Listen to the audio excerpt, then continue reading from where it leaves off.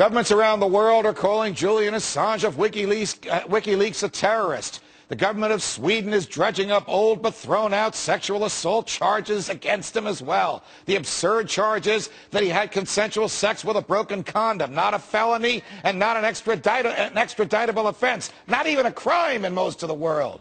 But what you have a right to know is that the actions of Mr. Assange in releasing the secret documents are absolutely protected by the First Amendment. You'll remember this case. In 1971, the New York Times obtained a stolen copy of classified Defense Department documents, a study on U.S. political involvement in Vietnam. The study was dubbed the Pentagon Papers. When the Times published the report, the federal government wanted to censor the newspaper and prevent it from printing more of the classified documents. The government and President Nixon argued that the Espionage Act of 1917 trumped the First Amendment and gave the government the right and the power to censure the newspaper.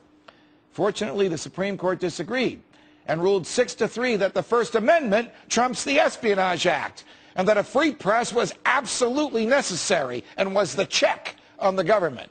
And so the court ruled that whenever members of the media come upon government documents of public interest, no matter how secret, no matter how they got them, there can be no liability, civil or criminal, for publishing them.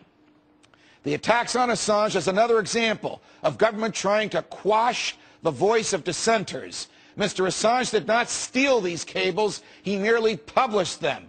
It's the government's responsibility to keep their own secrets, not that of a free, unbiased press. If we allow the governments of the world to label Assange a terrorist and allow them to shut down WikiLeaks, it will be one giant leap towards tyranny.